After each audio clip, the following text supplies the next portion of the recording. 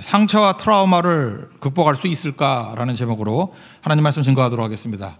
여러분들 인생을 살면서 어떤 생각을 갖고 계십니까? 사람이 변화가 됩니까? 사람이 변화될 수 있다 이렇게 말하는 사람도 있고, 사람은 절대로 변화 안 돼 이렇게 말하는 사람도 있습니다. 근데 실제로 보면은 사람 잘 변화 안 되는 것 같이 보이죠. 그렇지만 하나님은 변화시키십니다. 만약 하나님이 사람을 변화시킬 수 없다 그러면 우리 자신이 소망이 없죠. 내가 변화 안 된다 그러면 소망이 없죠. 그러니까 사람은 사람을 변화시키는 것이 힘들지 모르지만 하나님은 나를 변화시킬 수 있다. 이게 우리의 소망이자 우리의 믿음이 될 수 있다라는 것입니다. 그렇지만 일반적인 세상 사람들의 시각에 의하면은 사람 잘 안 변합니다. 제가 이렇게 재밌는 통계 같은 걸 한번 봤는데, 연인들이 있지 않습니까? 연인들이 남자와 여자가 만나는데 깨진 연인들을 조사해 봤어요. 근데 생각보다 한 번 이렇게 이제 헤어져 그러고 난 다음에 다시 만날 확률이 80%더라고요. 그러니까 이게 말로만 헤어진 거예요. 그죠? 헤어져. 그러니까 오죽하면 헤어지죠 그러겠어요? 그리고 80%는 첫 번째 헤어져 그러고 난 다음에 또 만나더라는 것입니다. 근데 그 다음이 더 재밌어요. 근데 두 사람이 결혼까지 가는 확률은 5%. 그러니까 또 만나도 같은 이유로 또 헤어진다는 거예요. 같은 이유로 또 싸운다는 거죠. 그러니까 한번 이렇게 다툼이 있을 때 분명히 문제가 뭔지 알지 않았습니까? 그럼 서로도 변화되려고 노력을 했을 거 아니에요. 근데 변화가 됩니까? 안 됩니까? 안 되죠. 사실 결혼에서도 변화가 잘 안 되거든요. 사람은 사람을 변화시키지 못합니다. 잔소리가 사람을 변화시키지 못해요. 그래서 다시 만나도 결혼까지 가는 확률은 5%다. 그러니까 다시는 만나지 말자 그 얘기가 아니고 그렇다라는 거예요. 그죠? 근데 복음 안에서는 또 예수 그리스도의 말씀 안에서는 변화되겠죠. 그래서 세상 사람들은 일반적으로 그냥 배신당하지 않으려고 그러니까 일반적인 카드는 뭐냐 하면은 한번 버린 사람은 그냥 버려버려요. 버린 카드로 쓴다고. 그래서 우리 속담에도 그런 말이 있잖아요. 한번 주인을 문 개는 또 문다. 그래서 한번 주인을 문 개는 죽여버리라. 이 세상 논리예요. 그래서 한번 배신하거나 한번 돌아서면 세상은 가차 없습니다. 그냥 외면해버리고 버려버리고 그렇게 폐기해버린다라는 것입니다. 근데 성경은 그렇지 않잖아요. 만약 그런 식으로 한다 그러면 우리 가운데 구원받을 사람이 누가 있겠습니까? 쓰임받을 사람이 누가 있겠어요? 세컨 찬스가 없다 그러면 누가 하나님 앞에 쓰임받겠냐고요. 근데 복음은 안 그래요. 예수님은 안 그렇다고요. 또 부르시고 또 변화시키시고 계속해서 기회를 주시는 것. 그게 주님이 하시는 일이라는 것입니다. 그런 대표적인 케이스가 베드로 아니겠어요? 만약에 베드로에게 너 배신했으니까 너 버리냐? 그랬으면 어떻게 베드로가 하나님 앞에 쓰임받을 수 있었겠습니까? 예수님 부인한 거 다 알잖아요. 3번 부인하고 한 번은 막 저주까지 했다 그런 얘기 했겠죠. 근데 베드로가 예수님 부인하고 저주한 거는 복음서에 다 나와요. 다 나오는데 제가 볼 때 그 누가복음, 누가가 의사라서 그런지 모르지만 굉장히 자세하게 묘사를 했던 것 같아요. 누가복음에 묘사된 이야기가 가장 아픈 것 같아요. 아픈 거. 누가복음 22장 60절에 보면은 베드로가 아직 말하고 있을 때, 무슨 말이냐, 부인하고 저주하고 있을 때 나 예수님 몰라 그러고 입에 담지 않겠어요. 하여튼 예수님에 대해서 XX 이렇게 하면서 막 저주까지 했을 거라고. 그죠? 그리고 아직 그걸 말하고 있을 때에 사운드가 같이 드는 거예요. 막 부인하고 저주하는 소리가 들리고 있을 때 닭이 울어요. 닭 우는 소리와 저주하는 소리가 이렇게 섞여. 그 다음에 22장 61절 보니까 주께서 돌이켜 베드로를 보시니, 예수님께서 이렇게 고개를 돌려서 베드로를 볼 때 눈이 딱 마주친 거예요. 그 분위기 아시겠어요? 닭 우는 소리와 예수님 부인하는 베드로의 소리, 그리고 예수님의 눈빛과 베드로의 눈빛이 딱 부딪혔어요. 현장을 들킨 거죠. 현장이 발각된. 그때 정신이 섞였겠습니까? 저는 이것이 일종의 베드로에게 트라우마가 됐다고 생각을 합니다. 그죠? 그래서 그 다음부터 일 못하는 거예요. 이런 트라우마가 한번 생기면요 아무 일도 못합니다. 내가 수제자였는데, 내가 큰 소리 치던 사람인데 눈빛 마주쳤지. 닭 우는 소리와 부인하는 소리가 오버랩이 돼서 겹치게 들리지. 일 되겠어요? 예수님 부활하신 예수님 만나고 난 다음에도 제정신을 못 차리는 거죠. 그래서 깊은 상처와 트라우마에 빠진 사람, 이게 베드로였다는 것입니다. 우리도 좀 그렇지 않습니까? 좀 마음 약하고 이런 사람들 어떤 걸 한번 보거나 어떤 것을 한번 경험하거나 이러면 그 충격이 어마어마해요. 그래서 눈만 감으면 그 장면이 떠오르고 잠도 못 자고 소스로 치게 놀라고 그냥 무슨 소리만 들려도 가슴이 철렁철렁하고, 그죠? 밥도 잘 안 넘어가죠. 씹지도 못하고. 이게 상처, 트라우마 이런 거였다라는 것입니다. 베드로가 이랬다는 거예요. 그럼 여러분들은 이런 사람들에 대해서 어떻게 상상하십니까? 이제 끝난 거죠. 이런 사람이 무슨 쓰임 받겠어요. 잘 되면 상처 치유받는 거고, 잘 되면 트라우마에서 벗어나서 잊고 사는 정도. 근데 예수님은 그 정도가 아니었다는 거예요. 이 상처와 트라우마에 빠져 있는 베드로를 다시 이렇게 세우시사, 사도행전 보십시오. 가장 기둥 같은 인물로 진짜 수제자로 사용하셔서 그 고백 가운데 예수님의 교회 세운다 그랬잖아요. 실제로 교회의 기초가 되게 만드시는 그런 신앙 고백의 사람으로 또 전도의 사람으로 만들지 않습니까? 하나님께서 우리를 그렇게 부르셨다는 거예요. 이런 상처, 트라우마 그거 다 치유될 뿐만 아니라 예수님께서 다시 크게 사용하시는 회복의 종이 될 수 있다는 것입니다. 믿습니까? 다 회복되고 다 능력 있게 쓰임받는 별과 같이 빛나는 하나님의 종 되기를 축원합니다. 그럼 어떻게 회복시키는 것이냐? 예수님이 회복시키는 방법을 통해서 우리도 이렇게 회복이 돼야 될 것이고, 또 혹시라도 주님 앞에 우리가 쓰임받는다 그러면 다른 사람들도 이렇게 회복시키는 것들이 있어야 된다는 것입니다. 세 가지로 오늘 정리할 수 있는데, 첫째는 사랑만이에요. 사랑만 체크하면 된다는 거예요. 사랑하면 부족하잖아요. 능력도 없고 뭐 나머지 건강도 없고 부족한 게 많잖아요. 근데 사랑 하나만 있으면 나머지 부족분, 그걸 여백이라고 합시다. 여백. 그냥 딱 하나 있고 나머지 다 여백이에요. 근데 사랑 하나만 딱 있으면 나머지 여백은 예수님께서 채워주신다, 이거고요. 두 번째 회복되는 방법은 뭐냐면 관계예요. 예수님께서 우리에게 관계를 회복시켜 주십니다. 그래서 어려서부터 말씀을 붙들고 십자가를 붙든 종들의 특징이 뭐라 그랬어요? 예수님과 교제하는 법을 안다. 예수님께로부터 힘없는 법을 안다. 예수님께서는 지금 교제를 회복시켜 주셔서 교제하는 법, 그 다음에 힘없는 법, 이렇게 관계를 회복시켜 주시더라는 것입니다. 그게 두 번째고, 세 번째 회복의 내용에 있어서 중요한 것은 그냥 말로만 용서했다, 말로만 회복됐다, 백날 해봐야 소용없고 일을 줘야 돼. 일을, 사명을 맡기는 거. 지금도 가끔마다 이렇게 뭐 일반 사회에서 보면은 어떤 사람 쫓아내기 힘드니까, 이제 법적으로 이렇게 보호받으니까 쫓아내지 못하니까 책상 빼 그래놓고 무슨 뭐 학관 같은 데서 그냥 아무 일도 안 주면서 보낸다면서요. 아무리 의지가 강한 사람도 6개월 이상 못 버틴다 그러더라고. 어떤 지독한 사람은 2년 버텼다는 사람 봤어요. 근데 버티는 게 아니에요. 죽어가고 있는 거지. 그 사람 얼굴 보니까 죽음이 있어요. 얼굴에 죽음이. 그러니까 악으로 버티는 거지. 제가 볼 때 사는 게 아니에요. 근데 예수님은 그렇게 잔혹한 분은 아니십니다. 우리 크리스찬들도 절대 그런 짓 해서는 안 돼요. 그죠? 아예 그냥 버리면 버리는 거지만, 그러지 않는다 그러면 일을 줘야죠. 일 주고 사명을 주고, 이게 회복의 길이라는 거예요. 예수님께서 우리가 그런 대접을 우리에게 해주신다는 거예요. 우리도 예수님의 이런 방법을 통해서 회복되고 능력 있게 쓰임받는 믿음의 종 되기를 바랍니다. 먼저 회복의 첫 번째 내용은 뭐냐면 사랑만 확인한다. 사랑만. 그리고 나머지 부족한 여백은 주님이 능력 있는 분 아니에요. 다 채워주신다. 그래서 나는 능력이 없다, 늙었다, 약하다, 뭐 부족하다, 이런 거 가지고 핑계댈 수 없다라는 거예요. 사랑 하나만 확인되면 능력은 예수님이 다 갖고 계시잖아요. 다 할 수 있는 거죠. 사도행전 보세요. 그래서 사랑했던 종들이지 뭐 능력 있는 종이었어요. 능력은 내게 필요 없잖아요. 은과 금은 내게 없다. 그렇지만 내게 있는 것을 내게 준다. 뭐예요? 예수 그리스도 이름의 능력. 능력은 예수님께서 다 있기 때문에 모든 여백을 채우고도 남음이 있다라는 것입니다. 여기 예수님께서 3번이나 이제 묻잖아요. 사랑하냐. 근데 15절 같은 데 보니까 내가 이 사람들보다 나를 더 사랑하느냐. 이렇게 비교급으로 사용하시죠. 이 사람들보다 더 사랑하느냐. 왜 그랬을까요? 그 비교하는 어법을 쓴 이유가 뭐냐면, 베드로가 과거에 이렇게 비교했던 것들이 기억나지 않습니까? 마가복음 14장 29절 같은 데 보니까 뭐 다 버리고 떠날 거다 그랬더니 베드로가 뭐라 그래요? 다 버릴지라도 나는 그리하지 않습니다. 이렇게 호언장담했죠. 그냥 큰 소리 펑펑 쳤죠. 그러니까 다 버릴지라도, 비교했잖아요. 막 쳐다보면서 요한 쳐다보고 야고보 쳐다보고 뭐 그냥 다 쳐다보면서 눈빛 마주치면서 삿대질하면서 예예예 다 버려도 난 안 버려요. 그럴 때 예수님께서 재밌는 분이에요, 그죠? 이 사람들보다 나 더 사랑하느냐? 사랑만 체크한다는 거예요. 사랑만. 옛날에 베드로 같으면 뭐라 그랬겠어요? 그냥 네 그러든지 저요 뭐 봉수악당 같이 분명히 그랬을 사람이라고. 나 봉수악당 볼 때마다 베드로 생각나더라고. 저요 항상 자기가 나서겠다고 하는 사람이죠. 근데 뭐라 그래요? 호언장담 안 합니다. 주께서 하십니다. 내 마음 나도 모른다는 거죠. 내가 사랑하지만 이게 진짜인지 아닌지는 주께서 하십니다. 맡기잖아요. 호언장담하지 않고 판단을 예수님께 맡깁니다. 태도가 바뀌었죠. 이렇게 겸손한 태도에서 능력이 나타나는 거예요. 근데 그런 것 같아요. 하나님의 은혜를 깊이 체험하고 나 자신의 부족함을 깨닫게 되면은 예수님이 부르실 때도 뭐 자신감 있게 나가는 게 아닌 것 같아요. 그냥 맡기는 거예요. 제 입장에서는 분명히 사랑하고 충성하겠습니다. 그러나 그 모든 마음은 주님께서 하십니다.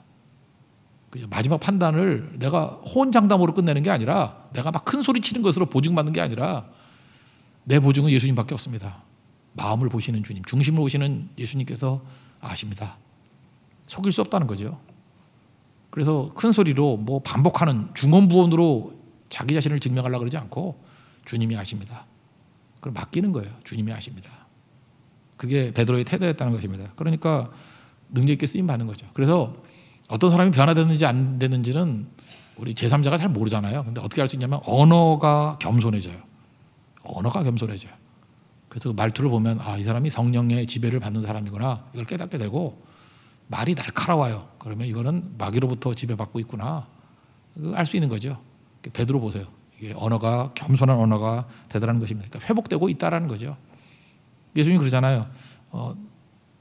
내가 주를 사랑하는지 주께서 아십니다. 그랬더니 내 양을 먹이라. 내 양을 치라. 3번이나 그러잖아요. 내 양을 먹이라. 그게 무슨 얘기입니까? 여기서 예수님이 확인하시는 건 이거예요. 사랑 하나만 확인했으면 됐어. 나머지 필요한 모든 것들 그냥 내 양 치라 그러잖아요. 이유가 뭐예요? 나머지 힘과 능력은 내가 채워줄 수 있어. 그런 얘기죠. 오늘도 우리가 많은 순간에 하나님 앞에 쓰임받기 위해서 너무 많은 것들이 필요하다고 생각을 해요. 그래서 항상 나를 쳐다보니까 나는 늘 부족합니다. 늘 연약합니다. 늘 항상 넘어집니다. 누가 안 그렇대요? 그렇지만 연약하고 부족하고 넘어지지만 예수님 진짜 사랑해요. 지금은 사랑합니다. 예수님. 그 고백만 있으면은 나머지는 주님께서 채워주십니다. 그거 하나 있으면 되는 거지 뭐 나머지가 뭐 필요하겠어요. 여러분들 사랑 하나만은 흔들림이 없는 우리 하나님의 거룩한 종 되길 바랍니다. 예수님 사랑하십니까? 예, 진심으로 내 중심으로부터 사랑되는 그 사랑이 터져나오는 우리 믿음의 종 되길 바랍니다. 그래서 이 사랑이 중요한 것을 알면은 사람과의 관계 속에서 그래요. 그렇게 너무 외형적인 건 예의죠. 예의상 그렇게 잘해주는 거고 항상 그걸 점검해 봐야 돼요. 내가 이 교제와 만남 속에 진짜 사랑이 있는가? 저 같은 목회자잖아요. 목회라는데 진짜 성도에 대한 사랑이 있는가? 그거 없다 그러면은 아무리 기고만장하게 뛰어도 실패한 목회가 되는 거고, 정말 가슴 속에서부터 나오는 사랑이 있다 그러면 뭐 오해받고 넘어진다 할지라도 그건 진짜예요. 시간이 지나 보십시오. 거기서는 생명의 역사가 나타나기 시작한다는 거예요. 우리 안에 체크할 거는 사랑입니다. 예수님 사랑합니다. 그리고 주님께서 맡겨주신 내 양떼들을 사랑합니다. 사랑 하나 확인하고 나머지 여백은 예수님께서 채우심을 체험할 수 있는 우리 믿음의 신실한 종들을 축원합니다. 그 다음에 두 번째 내용은 뭐냐면 예수님께서 이렇게 관계 맺는 법. 우리 그랬잖아요. 돈과 시간이 있으면 그 어디 쓰라 그랬어요? 관계 맺는 거. 이 좋은 관계를 맺다. 그게 의거든요. 의. 디카이오스네라는 게 좋은 관계를 맺는 거예요. 하나님과 우리 사이 좋은 관계를 맺는 걸. 그래서 그걸 다가 하나님과 우리 사이에 화평 그러잖아요. Peace with God. 하나님과의 화평. 그게 의라니까 의. 좋은 관계를 맺는다. 그러니까 베드로하고 예수님과의 관계가 지금 깨졌잖아요. 배신하고 이랬으니까. 예수님께서 지금 하시는 게 뭐예요? 좋은 관계를 맺게 하시는 법을 알려주시는 거예요. 여기 지금 그 세 가지 질문에 대한 것들을 통해서 알 수 있는 거죠. 여기 보니까 베드로에게 현재형으로 묻거든요. 내가 나를 사랑하느냐? 현재형으로 묻거든요. 사실 이걸 과거형으로 물었거나 아니면 시제 없이 물었다 그러면 대답하기 힘들죠. 아니 과거 너 나를 사랑했니? 이렇게 물으면 할 말 없죠. 왜 과거에 부인하고 저주하고 그랬으니까. 근데 예수님께서는 시제를 딱 현재로 맞추는 거예요. 그러니까 지금 우리 한국식으로 표현하면 베드로야 지금 이 순간에 너 나 사랑하니? 그거 고백할 수 있잖아요. 과거니? 과거는 말할 수 없잖아요. 배신했으니까. 미래도 말하기 힘들죠. 왜? 호언장담 있잖아요. 여기 사람 다 버린다 할지라도 나 안 버린다고. 이 사람은 미래에 큰 소리 치는 거에서 실패했던 경험이 있는 사람이에요. 그래서 미래로 물어도 놀리는 거죠. 할 말이 없다고. 그래서 과거도 안 묻고 미래도 안 묻고 지금 묻는 거예요. 지금 이 순간엔 진실되게 네가 나를 사랑하고 있니? 내가 주를 사랑합니다. 주께서 아십니다.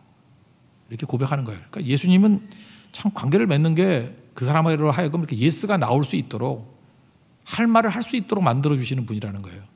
우리 가운데 좀 머리가 좋은 사람들은요. 맨날 연구해가지고 촌철살인 그래서 진짜 촌철 말 한마디로 누굴 죽이려 그래. 그래서 빠져나갈 구멍이 없게 만들고 할 말이 없게 만들어버리고 그건 상대를 죽이는 거죠. 그게 무슨 사랑이에요. 그러니까 잠깐 말투가 그러니까 관계가 잠깐 깨지는 거예요. 잠깐 나랑 교제하다가 사람의 관계가 깨지는 이유가 뭐냐 하면 도망갈 구멍을 주질 않아요. 할 말 없게 만들어요. 그 사람하고 말하다 보면 몇 마디 하다 보면은 할 말이 없어. 할 말이. 틀린 말은 하나도 없는데 내가 틀린 말 했어 맨날 된다고 그죠. 그래 다 맞는 얘기인데 그 사람 앞에서 내가 죄인이 돼버리고 그 말투가 정죄거든요. 자격 없다거든요. 또 인간도 아니라는 거거든요. 그럼 무슨 말을 더 하겠어요. 관계가 다 깨져버리는 거죠. 베드로는 충분히 관계가 깨지는 것을 유지할 만한 그런 존재였습니다. 근데 예수님은 그에게 할 말을 신겨주고 이렇게 끌어내잖아요. 이게 회복의 방법이라는 거예요. 회복의 방법. 저는 할 말이 있게 만든다는 거, 이거 제일 중요한 게 그 마르케스 얘기 뭐 여러 번 했을 것 같은데 100년의 고독 쓴 사람이 100년 동안의 고독, 콜롬비아 작가인데 거기서 그 작품 중에 이런 얘기가 있어요. 뭐 간단히 얘기하면 어떤 부부가 있었는데 남편이 뱃사람이에요. 물고기 잡으러 갔다가 조난당했습니다. 뭐 거의 보름 넘게 돌아오질 않아요. 그러니까 친한 친구가 있어요. 남편의 친한 친구가 너무 친하게 지내니까 위로해 주러 왔어요. 위로해 주러 왔다고. 그러다가 하여튼 뭐가 잘못돼가지고 하여튼 거기서 범죄, 외도를 합니다. 그럴 수 있죠. 뭐 남녀지간에 그러니까 위로해 주다가 뭐 어떻게 돼가지고 말도 안 되는 일이 벌어진 거죠. 남편이 죽었다고 생각했는지도 모르겠어요. 그죠? 상황상 안 돌아오니까. 근데 나중에 남편이 돌아옵니다. 천신만고 때 살아도 돌아와요. 여자가 이제 머리가 띵한 거죠. 남편을 사랑하지 않은 게 아니에요. 사랑했는데 이렇게 어떻게 된 거예요. 마음에 짐이 있죠. 남편은 모르고 그냥 없었던 일 같이 10년이 지났습니다. 그렇지만 너무너무 괴로운 거예요. 날마다 하나님 앞에 나가서 기도도 하고 속죄의 삶을 살아도 마음 편하지 않는 거예요. 10년 지나고 난 다음에 드디어 남편에게 정말 힘들게 말합니다.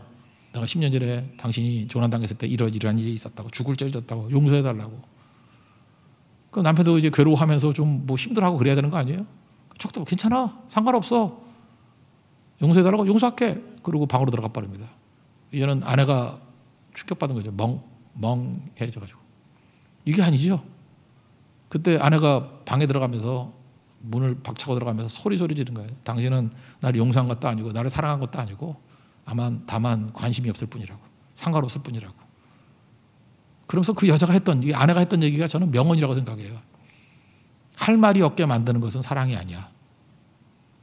남편이 그런 식으로 들어가니까 아내가 할 말이 없잖아요. 무슨 할 말이 있어? 할 말에서 분노만 나오는 거죠. 이게 뭐야 이게? 나는 10년 동안 이렇게 아프고 힘들었는데, 물론 내가 잘못했지만 이 고뇌 속에 나온 거라 그러면, 사랑하고 용서한다 그러면 그렇게 대우해서 자기도 아파해야죠. 근데 할 말이 없게 만들어 버리잖아. 할 말이 없게 만드는 건 사랑이 아니야. 역시 마르케스는 사람의 본심을 알게 만드는 것 같아요. 예수님은요 이렇게 할 말이 있게 만드시는 분이에요. 베드로 유구무원이잖아요. 근데 할 말이 있게 만드시는 거예요. 이 비슷한 얘기가 요한복음 8장에 나오지 않습니까? 현장에서 가늠하다 잡힌 여인. 무슨 할 말이 있어요? 뭐 명백한 죄인이고 현장범이라니까. 현장에서 잡혔다니까요. 그 사람들이 뭐 죽인다 살린다 뭐 난리치잖아요. 뭐 죄 없는 자가 먼저 돌로 치라 그랬더니 다 가고 난 다음에 이 여자가 예수님하고 둘을 놔봤습니다. 이 여자를 어떻게 회복시키는지 한번 보십시오. 예수님이 뭐라 그래요? 요한복음 8장에 그 보면은 만약에 좀 악한 사람이라 그러면은 그렇게 얘기했을 거예요. 왜 그랬니? 좋았니? 뭐 재밌었니? 그놈하고 어떻게 사귀었니? 이러면 할 말이 없죠. 현장에서 가늠하다 잡힌 여자에게 그렇게 물으면 안 되죠. 그건 아픈 얘기잖아요. 예수님이 뭐라 그래요? 얼마든지 대답할 수 있는 질문을 하잖아요. 너를 정죄하는 자가 있느냐? 그건 대답할 수 있잖아요. 있다 없다. 그래서 질문할 땐 예스 노로 대답할 수 있는 질문하는 게 제일 좋아요. 관계 회복을 위해서는. 대화 랠리가 되기 위해서는. 정죄하는 자가 있느냐? 할 말 없는 여인이 죽어가면서 한마디는 합니다. 없습니다. 그때 예수님이 그때 대화가 열리고 난 다음 얘기하잖아요. 나도 너를 정죄하지 않는다. 그리고 확실한 메시지 주잖아요. 다시는 죄를 범하지 말아라. 예전 회복됐겠죠? 죄로부터 회복되고 이후에도 변화된 인생을 살았을 거라고 생각합니다. 이게 예수님이에요. 마찬가지로 베드로에게도 그러잖아요. 베드로에게 너 그때 부인하대? 그럼 어떻게 대답을 해요? 그죠? 저주까지 하대? 근데 내가 들었거든. 닭으름 소리하고 코러스가 되대? 내가 쳐다볼 때 너 내 눈이 봤지? 눈 깔아 임마, 눈 깔아. 어디 똑바로 쳐다봐. 네 눈 쑤셔버리고 싶었어. 이랬으면 할 말이 없죠. 예수님이 그 얘기 안 해요. 닭 얘기도 안 해요. 치킨 얘기도 안 해요. 닭다리 얘기도 안 해. 그죠? 전혀 얘기 안 해요. 뭐 BBQ 얘기도 안 하고 그런 비슷한 얘기도 안 해요. 뭐 닭같이 걷지도 않아요. 전혀 닭 생각도 나지 않게 만든다고. 눈빛 얘기도 하지 않아요. 그러면 얘기하는 게 그거잖아요. 그죠? 대답할 수 있게. 지금 나 사랑하니? 그러니까 이 할 말 없는 자가 그 말을 할 수 있잖아요. 사랑합니다. 지금 내가 사랑합니다. 주께서 아십니다. 내가 주님 사랑합니다. 주께서 아십니다. 이거예요. 그래서 교회는요, 세상에서 할 말 없는 사람들이 오는 곳이에요. 유구무원인 사람들이 오는 곳이라고. 그때 가가지고 자꾸만 아픈 소리 하지 마세요. 뻔한 소리 하지 말라고. 제발 뻔한 소리 하지 말라고요. 교회 와서까지도 할 말 없게 만들어 버리면 어디로 가요? 세상에 나를 버리면 교회로 오고 주님께로 오지만 교회가 버리고 주님이 버리면 어디로 가려고 그래? 어디로? 갈 데가 없잖아. 그 악한 자라고요. 예수님께서 그걸 제자라고 생각하겠어요? 우리가 그렇게 해서 죄 용서받은 종들인데. 그러니까 아픈 얘기 하지 마십시오. 나 누구에게. 코너에 모는 얘기 하는 거 아니에요.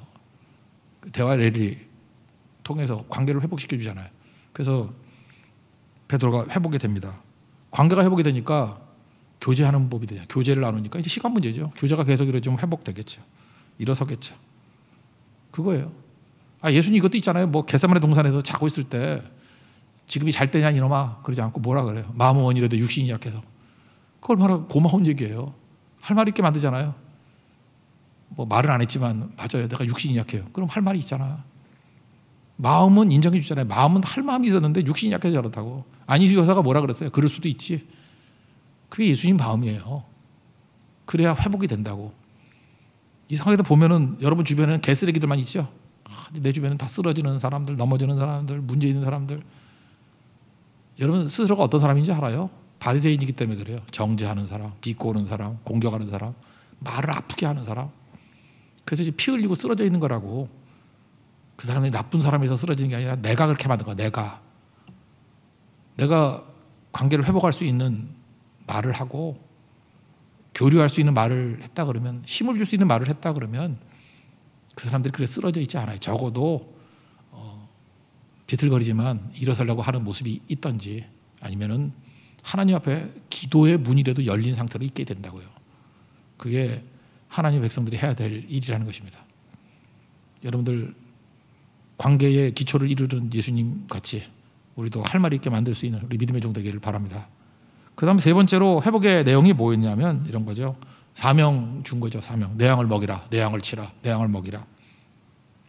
나이가 들면 노인이 되지 않습니까? 노인에게 꼭 필요한 게 세 가지가 있다 그러죠. 첫 번째 죽을 준비.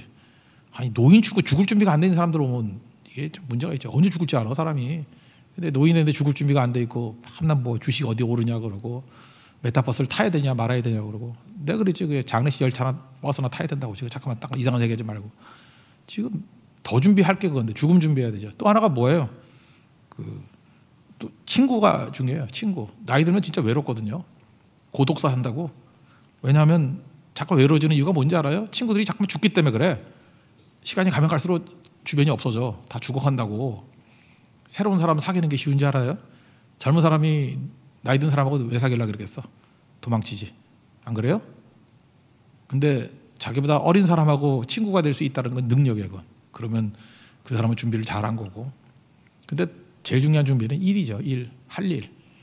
그러니까 할 일이 준비돼야 되고 친구가 준비돼야 되고 죽을 준비가 돼 있어야 돼. 이게 나이 들면서 준비해야 될 세 가지라고 얘기를 하는데, 특별히 할 일이죠. 이 세상에서 할 일 없다 그러면 할 일 없는 사람 그건 뭐 욕이지 뭐. 아무것도 아닌 거죠.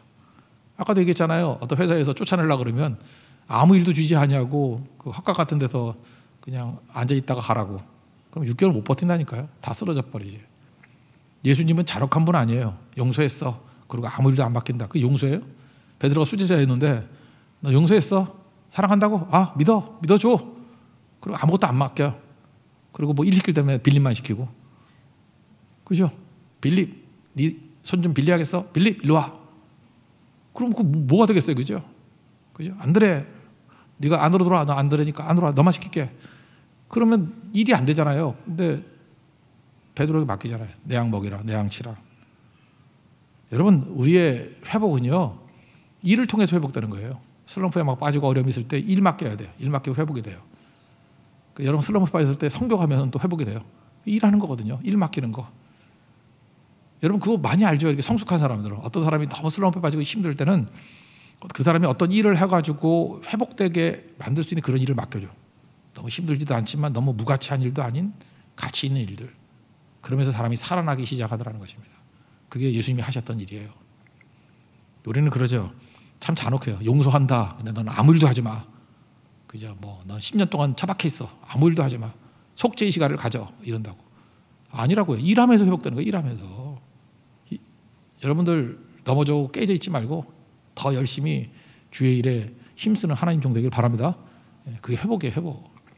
나 같은 죄인도 일할 수 있습니까? 일할 수 있습니다. 그래서 죽도록 충성할 수 있는 하나님이 종이 되어야 된다는 거예요. 근데 특징이 뭐예요? 이전에는 제가 원하는 일을 했지만 제가 오늘 새벽에도 말씀이 그랬잖아요. 우리가 무조건 가야 될 길, 신앙 있는 사람도 가야 돼요. 추나추동이 있듯이 무조건 가야 될 길이라고.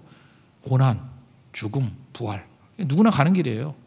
근데 믿는 사람은 믿음 가지고 가는 거예요. 믿음 가지고 고난의 길을 가고, 믿음 가지고 죽음의 길을 가고, 믿음 가지고 부활까지 가는 거예요. 지금 베드로에게 예수님께서 그거 말씀 한번 더 해주시는 거예요. 또 믿음 가지고 네 뜻대로가 아니라 내가 준 사명 가지고 가야 돼.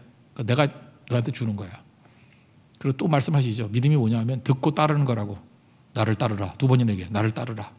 지금 내 말 들었지? 듣고 따르는 거야. 그게 신앙이에요. 고난의 길도 듣고 따르는 거, 죽음의 길도 듣고 따르는 거. 실제로 이렇게 듣고 따라서 죽었잖아요. 십자가에 거꾸로 매달려 죽었잖아요. 그거 한번 들어볼까요? 18절 19절 읽겠습니다. 시작. 내가 진실로 진실로 내게 이르노니 내가 젊어서는 스스로 띠띠고 원하는 곳으로 다녔거니와 늙어서는 내 팔을 벌리리니 남이 내게 띠띠우고 원하지 아니하는 곳으로 데려가리라. 이 말씀을 하시면 베드로가 어떠한 죽음으로 하나님께 영광을 돌릴 것을 가르치심이로라. 이 말씀을 하시고 베드로에게 이르시되 나를 따르라 하시니. 뭐 똑같은 얘기죠. 듣고 따르라. 내 말을, 이 말을 들어라. 내 말을 들어라. 그리고 또 하나는 뭐예요? 그의 말을 들으라라는 예수님 말씀 들으라. 그 얘기를 따르라. 나를 따르라. 이게 신앙이라니까요. 신앙을 한마디로 요약한다면 듣고 따르는 거예요. 예수님 말씀 듣고 따르는 거. 듣고 따르는 거. 어디요? 고난도 듣고 따르는 거. 죽음도 듣고 따라서 죽는 거예요. 여기서 뭐 베드로 어떻게 죽으려고 작정했나? 예수님이 이끄시잖아요. 어떻게 죽을지를. 죽는 거 내가 선택하는 거 아니에요. 듣고 따르는 거예요. 따르다 보면 알아서 내게 맞는 죽음을 주시고 내게 맞는 고난도 주시고 내게 맞는 영광의 부활도 주신다라는 것입니다. 뭘 고민해요? 그러고 가는 거죠. 그러니까 일 잘할 수 있는 길은 듣고 따르는 거라고. 이런 말씀 잘 듣고 잘 따를 수 있는 믿음의 종 되기를 바랍니다. 그러다 보니까 듣고 따르면 다 영광이 된다는 거예요. 고난도 영광이고. 여기 보세요. 베드로의 죽음, 어떠한 죽음으로 하나님께 영광을 돌릴 것 그러잖아요. 죽음도 영광이에요. 부활이야 뭐 당연하게 영광이고. 그러니까 영광스러운 인생을 살기를 원합니다. 그러면 듣고 따르지 않으면 아무것도 영광이 되지 못해요. 평탄함이 무슨 영광이에요. 심심하게 살다 죽는 것이. 고난 중에 믿음 가지고 고난 뚫고 알아가면 그게 영광이 되고, 믿음 가지고 죽음을 돌파하면 그것이 영광의 죽음이 되고, 그렇게 된다라는 거예요. 듣고 따르는 하나님의 종이 되기를 바랍니다. 근데 그 마지막에 그 팁같이 하나 나온 게 뭐냐면, 이렇게 사명 이루기에 방해가 되는 게 하나가 있다는 거예요. 그게 바로 뭐냐면 남의 시선 의식하는 거예요. 쟤는 어떻게 돼요? 아니 지나 열심히 하지. 너나 잘하세요. 근데 요한에 대해서 궁금했는가 봐. 이게 저자가 요한이니까 또 기억이 나. 그래서 또 차마 또 자기라고 얘기하지 않으면서 또 장황하게 설명해. 뭐 주의 품에 안겨서 뭐 하던 아유 짜증나서 진짜. 하여튼 그렇게 얘기를 해요. 그죠? 예, 그런 얘기들 한다고. 근데 우리는 어떤 일을 할 때 두 가지가 있는 거예요. 하나는 거울을 보는 거예요. 날마다 거울로 나를 보는 거예요. 이게 뭐예요? 트라우마죠. 상처. 베드로가 초반기 그랬잖아요. 거울 보면서 맨날 나는 배신자야. 나는 상처 입었어. 나는 트라우마야. 예수님의 눈빛, 눈만 감으면 예수님 눈빛이 보여. 예수님의 그 눈빛. 선글라스 없어. 그때는 없잖아. 선글라스 없어. 나 보고 싶지 않아. 이게 거울 보는 인생이에요. 거울 보는 거 아니에요. 그 다음 뭐예요? 남의 시선. 요한에 대해서 관심이 많아서 요한은 쟤는 어떻게 되는데요? 이런 거 묻지 말라는 거죠. 주만 바라볼지라. 어떻게 하는 거예요? 주님의 말씀을 듣고 그의 말을 들으라. 그리고 나를 따르라. 그를 따르라. 그거예요. 예수님만 바라보는 거지. 뭐 딴 소리 해야 하겠어. 거울도 보는 게 아니고 남의 얼굴도 보는 거 아니에요. 주만 따라가리라. 주만 바라보리라. 그래야 방해가 없어져요. 그러지 않으면 날마다 번민, 문제, 투성이 된다. 그런 얘기입니다. 20절, 23절까지 한번 읽겠습니다. 20절부터 시작. 베드로가 돌이켜 예수께서 사랑하시는 그 제자가 따르는 것을 보니 그는 만찬석에서 예수의 품에 의지하여 주님을 파는 자가 누구니까 묻던 자더라. 이에 베드로가 그를 보고 예수께 여짜오되 주님 이 사람은 어떻게 되겠었나이까. 예수께서 이르시되 내가 올 때까지 그를 머무게 하고자 할지라도 내가 무슨 상관이냐. 너는 나를 따르라 하시더라. 거기까지만. 너는 나를 따르라 하시더라. 그러니까 신경 쓰지 말고 나만 따라. 그러니까 뭐예요? 우리가 사명 이룰 때 방해가 되는 게 뭐냐 하면은 잠깐 사람이 보이면 방해가 되는 거예요. 또 사명에 방해가 되는 게 뭐예요? 자꾸만 거울 속에서 내 트라우마가 보이면 방해가 되는 거예요. 나는 자꾸 뭐하러 쳐다봐 자꾸만. 그러니까 맨날 우울증에 빠졌다 그러고 뭐 힘들다 그러고 뭐 평강이 없다 그러고 자꾸 그러는 거지. 나는 왜 자꾸 우두커니 쳐다봐. 그리고 남은 왜 또 쳐다보냐고. 주님 바라보게 주님. 그래서 마음이 힘들고 이러면 예배 오고요. 찬송 부르고 주님 묵상하고 약속 붙들고. 그래서 내 마음이 귀신 호텔같이 들락날락거리게 만들지 말고 말씀으로 가득, 성령으로 가득, 예수로 가득, 나다이버 크라이스트, NIBC 그렇게 가득가득 채우면은 평강만 임하지 무슨 범민이 있겠어요. 주만 따라가는 인생이 된다는 것입니다. 그래서 회복된 인생으로 하나님 앞에 크게 쓰임받는 하나님의 거룩한 종 되기를 축원합니다. 자리에서 일어나겠습니다. 내 삶은 주의 것 찬양하겠습니다.